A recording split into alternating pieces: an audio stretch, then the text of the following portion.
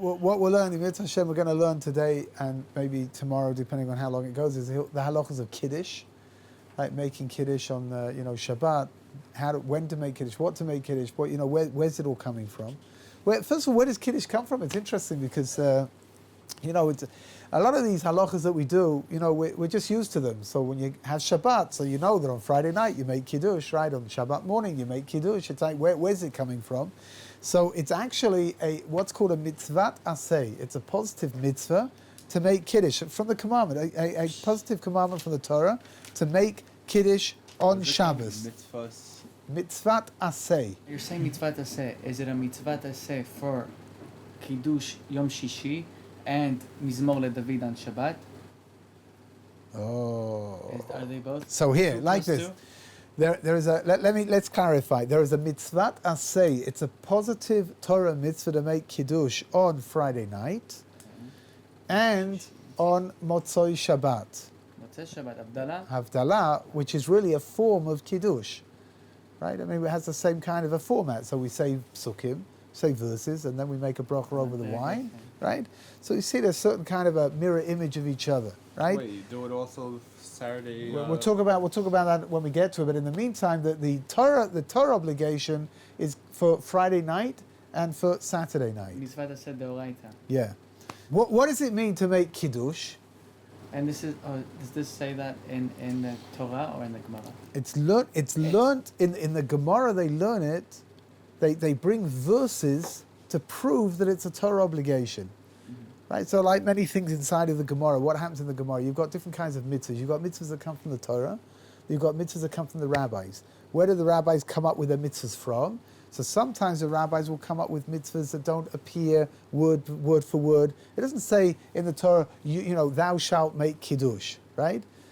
But it does say that we have to make a differentiation between the rest of the week and Shabbat, right? Right. So the rabbis learn from that even though it doesn't say directly that you have to make Kiddush, the rabbis learn from that we have to make Kiddush, and it's a Torah obligation, right?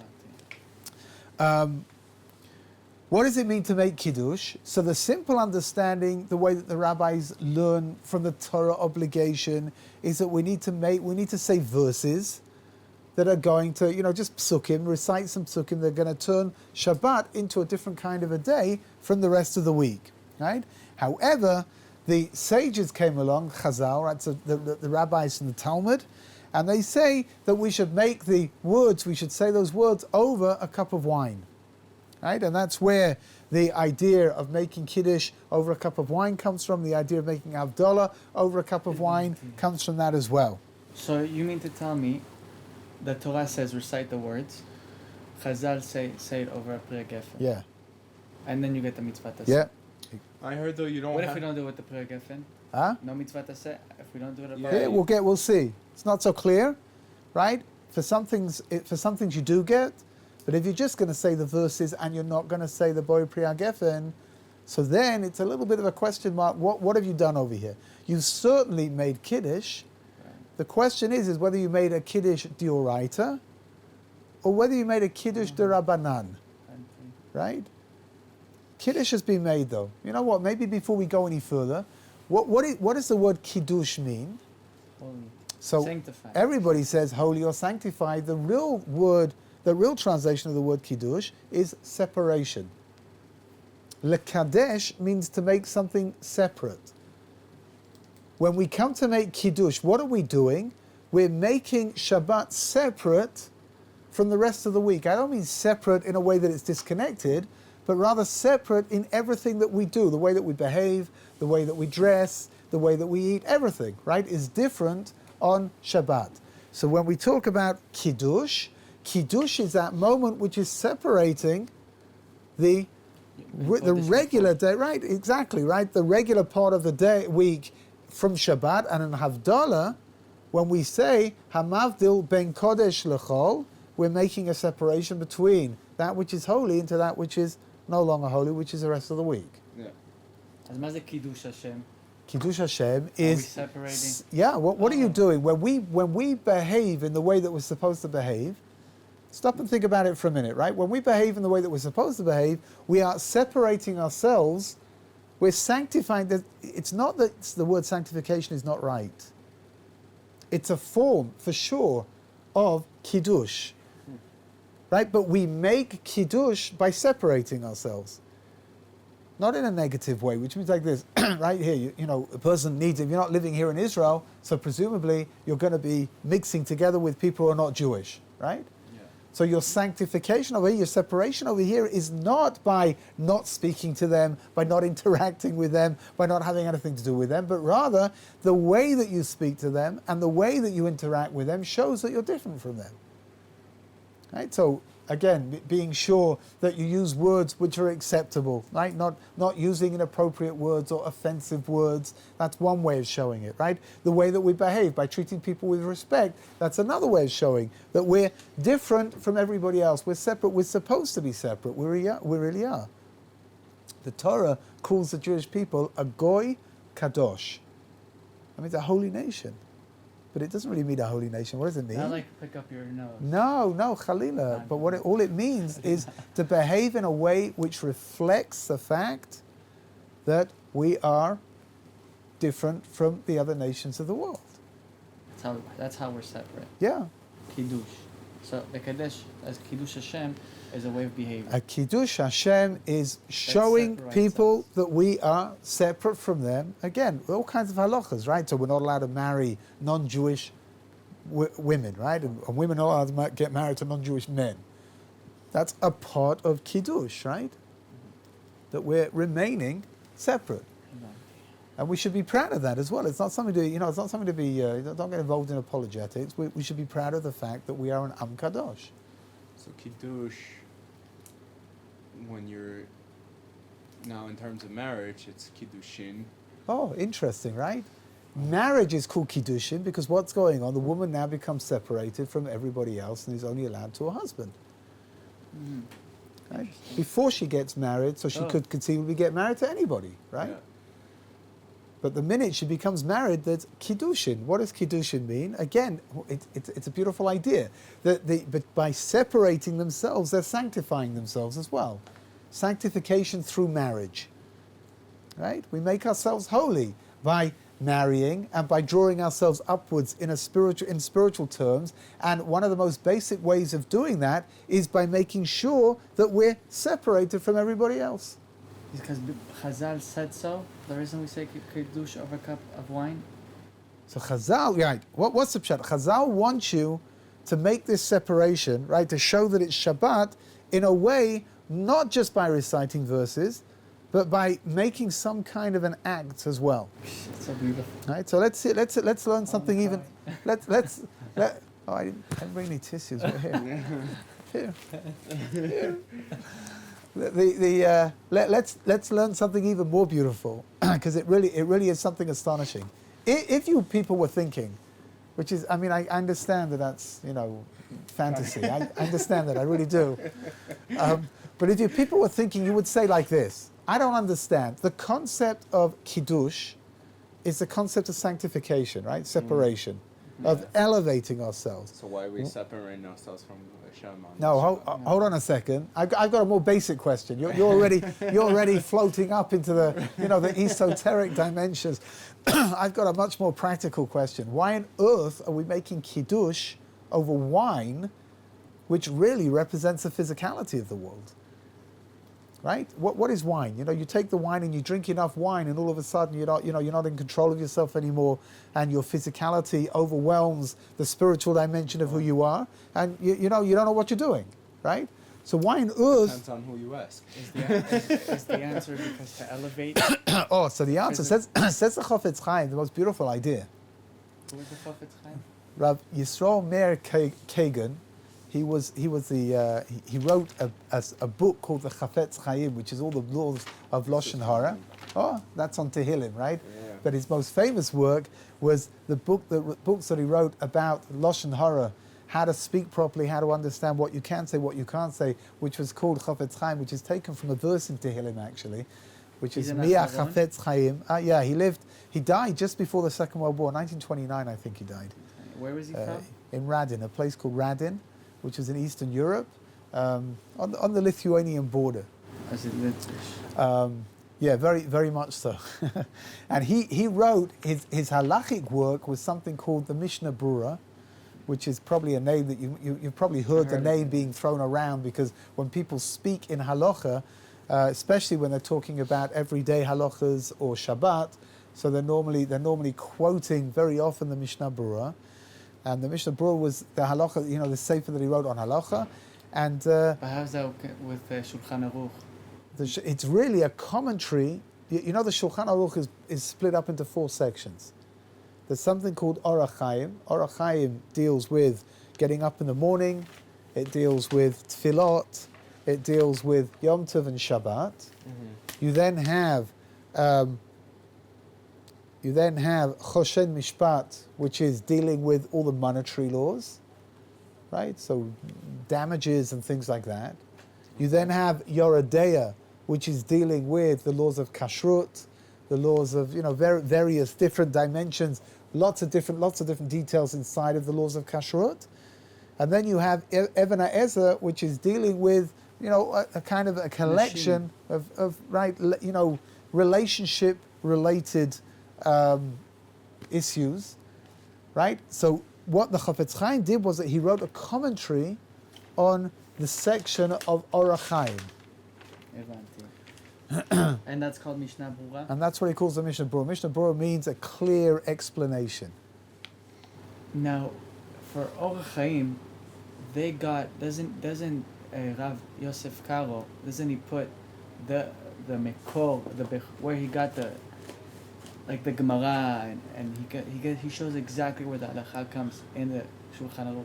So why do we need the Mishnah Brura? That's interesting, because when Rav Yosef Karo wrote the Shulchan Aruch, which is going back a few hundred years, so he wrote it for a community of learned, that people were very learned in those days. What does that mean, learned? Learned, they were familiar with halakha, and the halakha that he quotes is, sometimes it's very detailed, and sometimes it's not 100% clear what the halakha l'maaseh is, what you're supposed to do at the end, because it's a very, very scholarly work, right?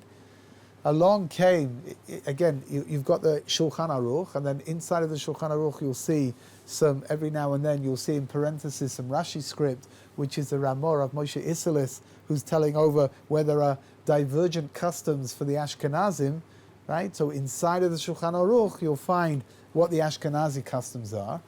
And then what happened was that by the time the Chafetz Chaim came along, people just wanted to know, okay, what do I do, right?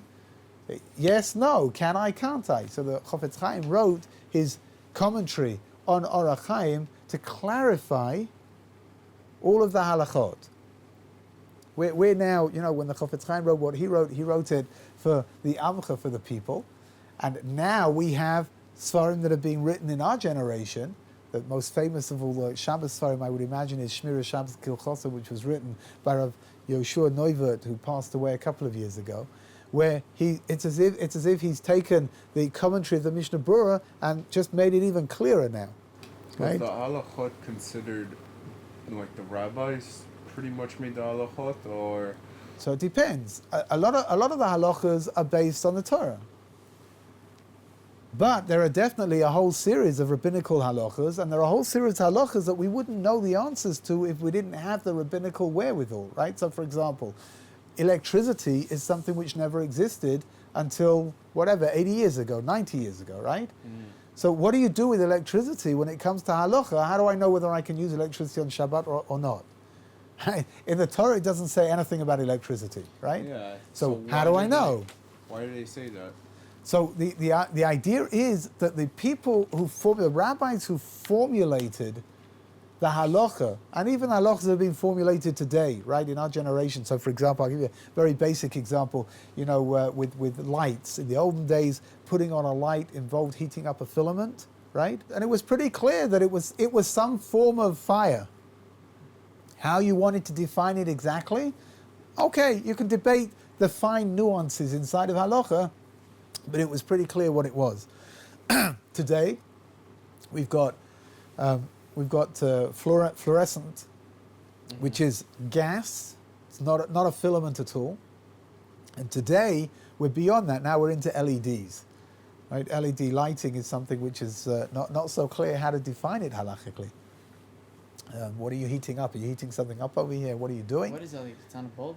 LED is a bulb. It looks like a bulb, but the system that's used in order to bring the light is different from the regular system. It's like a radiant. Or something. Right? Did you master in this? It, No? it doesn't heat up. Oh, that's. Right? Again, but halakhically, that's a significant thing, which means it's clear that when you touch a regular bulb when it's on, so you know that you've just touched the bulb, Yeah. right? But when you touch an LED, Are you gonna know it burn? there's a tiny, tiny amount of heat that it generates, nothing more than that. So all of these halachas, where do we know them from? So what are the rabbis of today, what are they doing?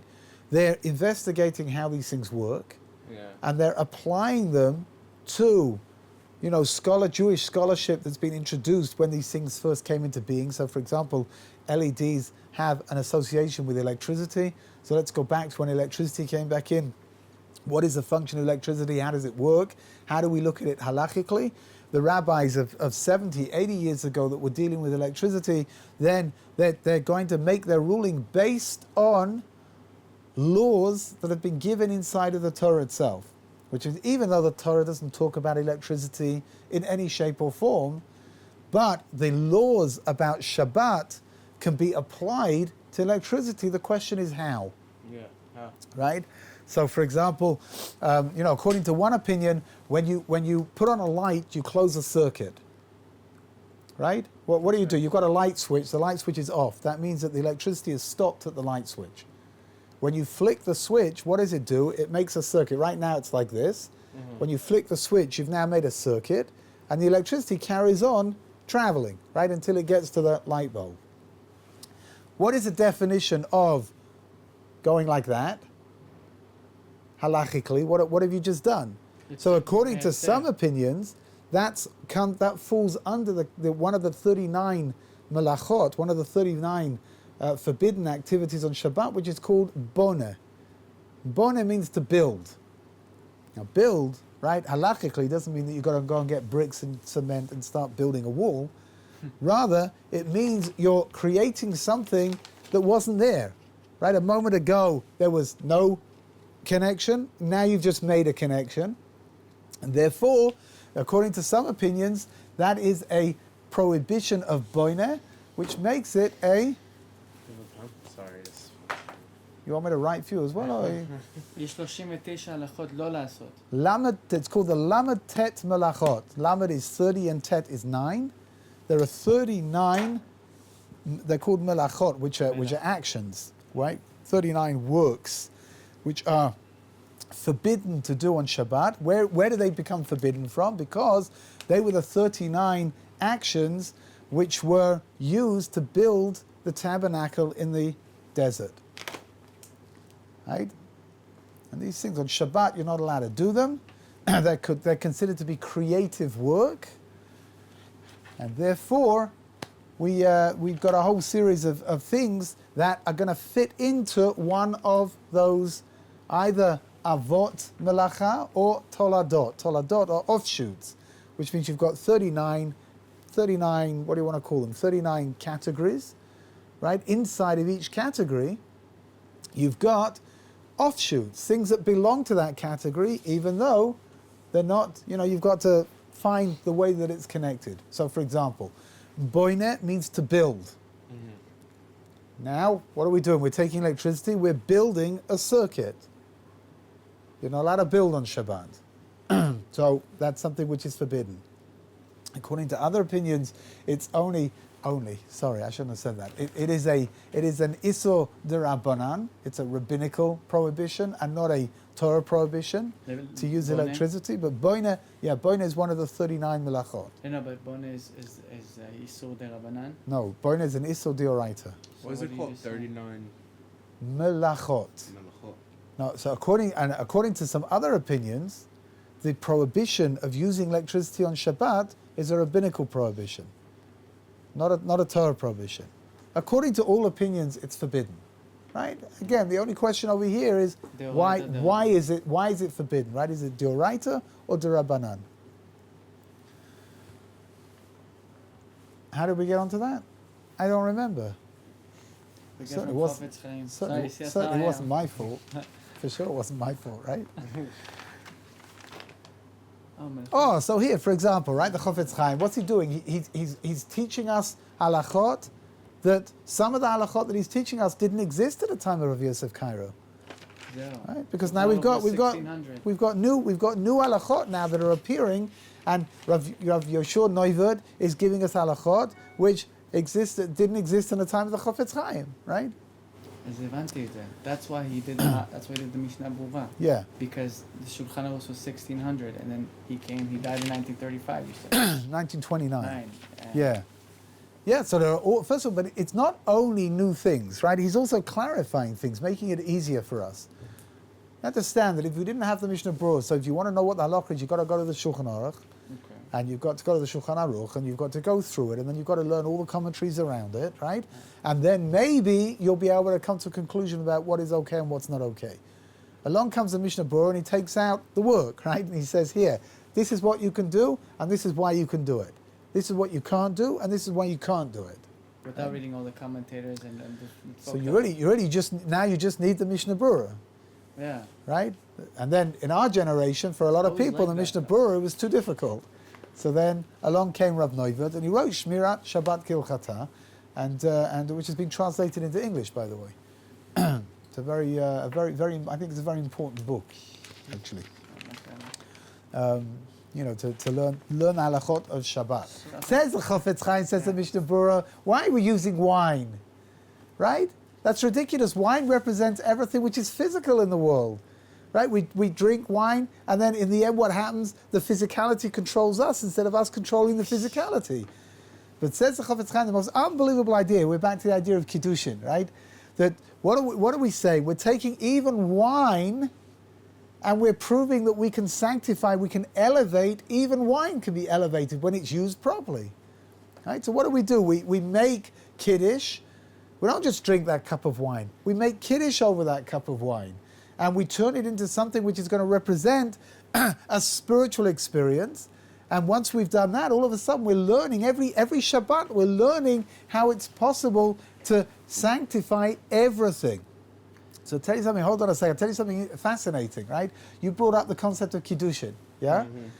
You know, the emphasis is like this, if you would think about it for a minute, Kiddushin seems like the wrong way to describe marriage. I mean, marriage is a pretty physical dimension as well, right? I'm not just talking about the smorgasbord, I'm talking about in general, you know? So in the Gemara, they don't call it Kiddushin. What do they call it? They call it... Nisuin. No. There's Irusin and Kiddushin. Yeah. Two different moments, right? Irusin is betrothal, which is not, I mean, it's similar to engagement, but it's something much more significant. Okay. And then after that is the Kiddushin. The Kiddushin is standing under the chuppah. That's when they really become man and wife. Yeah, but right? The first Mishnah, when you talk about Kiddushin, it doesn't... Does it say Kiddushin? Yeah. It doesn't say you are Kiddushin. It says, "B'shloisha drachim isha niknei." So there are three ways that a woman can be acquired, right? A woman can be married. That's how it begins. Yeah. Right? But the union over here is, hold on a second, because you're focusing on the wrong detail. Just let's backtrack for a second. You hear what the idea of Kiddushin, right? We would say that marriage has got a very physical dimension to it. Why are we calling it Kiddushin? Yeah. But it's exactly the same idea, right? Marriage, when a marriage is healthy and a marriage is built on mutual respect and love and nurture, it becomes a spiritual dimension. You've just turned even the physicality has become spiritual. I've heard that before.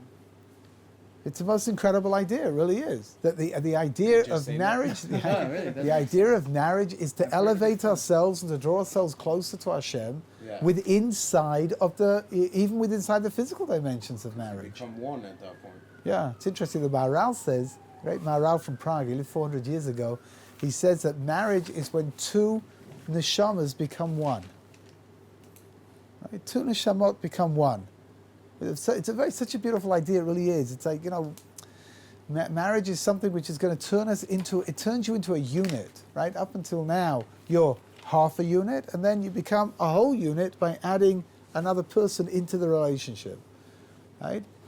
So what happens when the kids come? Then you're like 1.5, 1.25. Well, it's interesting. The children, of course, are offshoots of yourself. Yeah. You know, the rabbis say like this, that the greatest desire that a person has is to live forever. Of course. So you know that you can't live forever. It's not possible. So that's why people procreate. What's your Abraham Vino? Well, whatever. But so, explain to the rabbis, that's why people have this desire to procreate, right, to bring children into the world. Where does it come from? You know, intrinsically human beings are selfish beings, right? Why would we want to have children? So explain to the rabbis, because the greatest wish inside of a person is to live forever. And I know that I can't live forever, but if I bring children into the world, and in Mitzvah Hashem, they'll bring children into the world. So in a certain way, I am living Forever. through them, right? That's where that desire comes from, to have children. In this world. Yeah. I never I thought thought about it was like just because you want to continue your generation, but I guess that would fall under the same aspect. Yeah, so it's interesting, you know, that even inside of ancient civilizations, where certain kind of deviant lifestyles were pretty the norm, pretty much the norm, but they understood that in order to bring about the next generation, they needed children. They knew that, right? But why would they want to do that? They're leading very decadent lifestyles. You know, why would they want to bother having children? So that's what the rabbis say, that it's that innate desire to live forever. Is that where it comes, that subconscious desire? Yeah. To live forever? That's what, no, that subconscious to... I think, where does it come from? Because the very first thing that God told Adam and Eve was pru revu, right? Be fruitful and multiply. The very first mitzvah given to mankind is to be fruitful and multiply, which means that the minute God says those words, it's now ingrained. It's a part of the human psyche to want to bring children into the world. Because they want to live forever. Yeah. Yeah. And what about those people that don't want to bring children? There are always going to be exceptions to the rule, right? So we're not going to, you know, the general rule is not like that. The general rule is that people will bring children into the world. Of course, I want to have children. I'm just saying, I know people. No, I understand for sure. I understand that for sure. I mean, there are always certain people around who just, they don't want to have children, but that's really not the norm, right? It's interesting, you know, women, right? They have, you know, most women have this incredible biological need to start having children at some point. So even you know, women that have waited a while. I had one question. So, just one. No, yeah, just one. According to the wine. So you say we elevate wine to show just wine, but is it because wine gets you into a monstrous state that we do wine? Why can't we do apple juice? Here, so what's the chat? It's interesting, right? Why don't we make Kiddush over apple juice? Yeah. Or any other drink? Is it because you can. No, because wine's a mavdil ben kodesh lechol, and wine makes you like a more physical, and you're making. And sure, could be. It's interesting. You saw almost every single rite ceremony in Judaism has wine. Yeah. Right. So under the chuppah there's wine. Right. When you get married, at a brit there's wine. Yeah. Yeah, of course. When you bench, according to many customs, you know, at the end of benching there's wine, a cup of wine. I never knew that. Shabbat there's wine. Yom Tov there's wine. End of Shabbat, end of Yom Tov there's wine. It's interesting, right? This theme of wine. I think it's just because Jewish people love wine.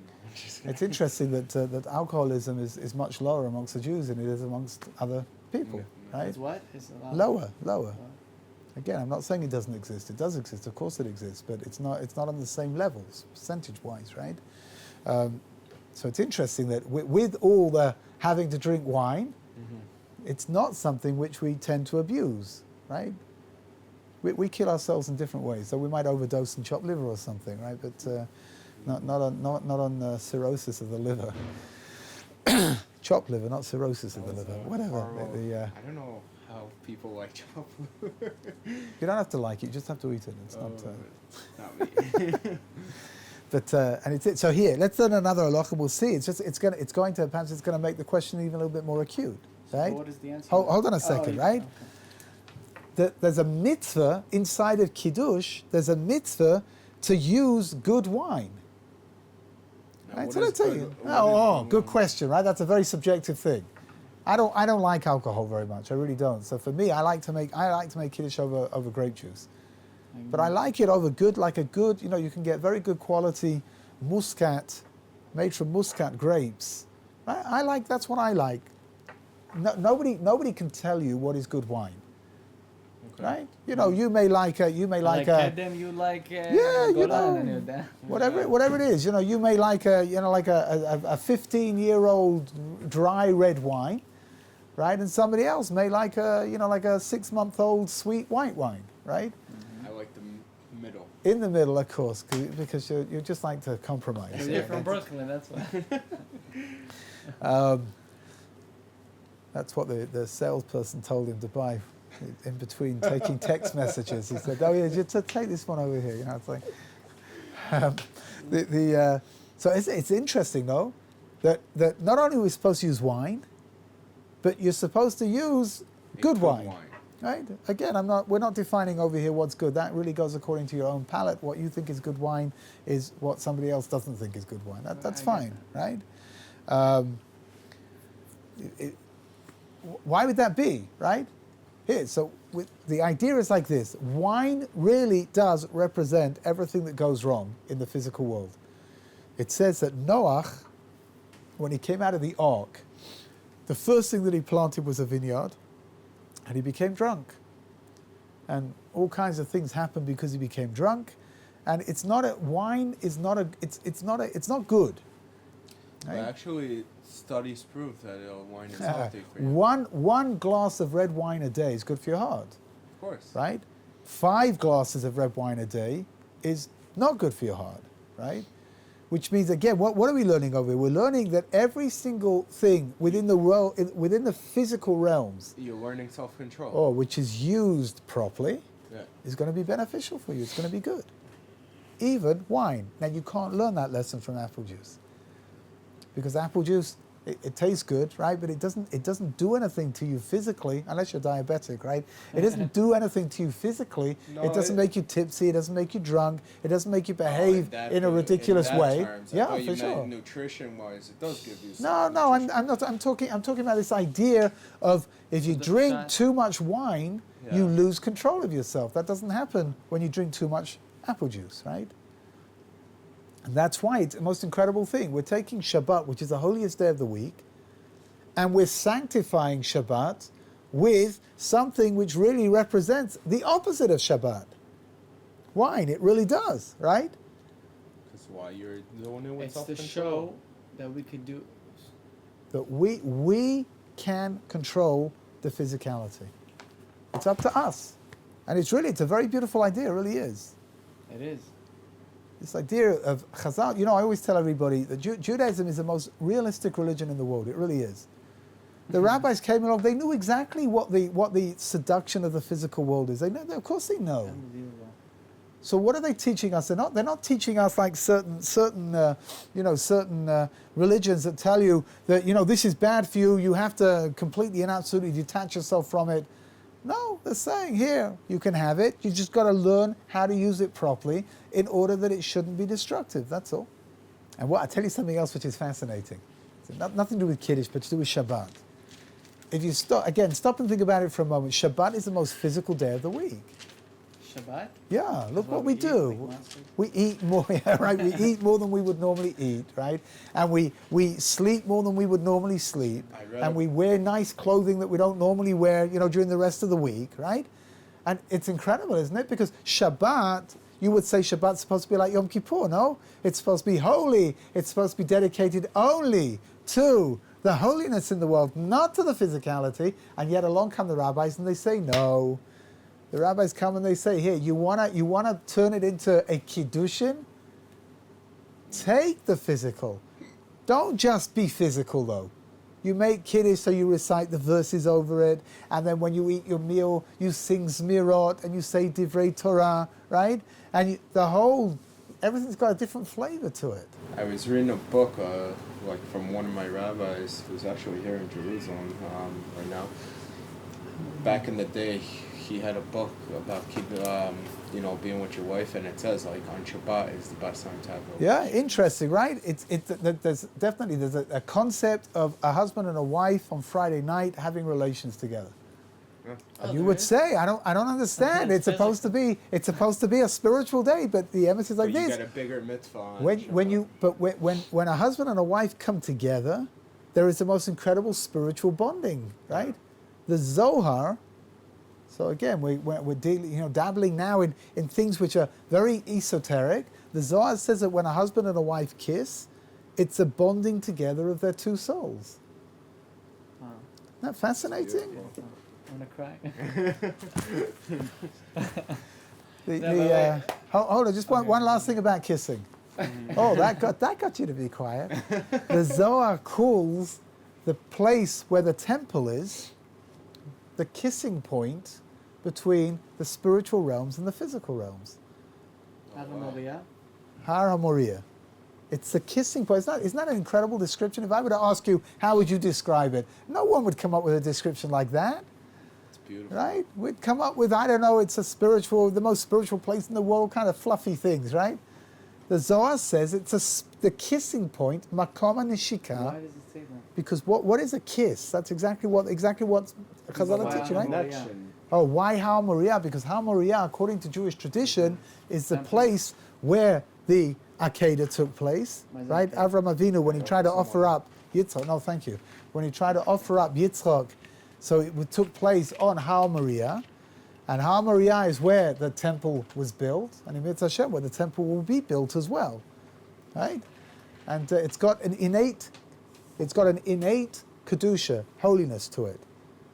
But Avraham Avinu and Not like any other. It's interesting. Sinai, Har Sinai, right? If we could be sure which one it is. Nobody's 100% sure which one it is. But if we could, is there any problem going up it? No, none whatsoever. The Torah was given on Har Sinai. After the Torah was given, that's it. Har Sinai just becomes a regular Joe in the street, right? Or a regular Joe in the mountain range. Whatever it is, right? Har HaMoriah is a place that is imbued. It is completely holy. It's considered to be the foundation of the entire world. And the Zohar calls it the kissing point between the spiritual realms and the physical realms, because that's where it becomes one, and that's how we're able to turn the physical into spiritual, because of that spiritual energy that's been generated. It's the most incredible idea, it really is. It's amazing. in the regular day. Yeah. We say bracha on an apple. That's elevating 100%, which is, it's not, again, unlike other religions, Judaism, it runs throughout the entire week. It's not that we just put it we're up on, spiritual on we put it up in Shabbat nitrous. and the rest of the week we're not, right? But rather, on Shabbat, we're more overtly spiritual.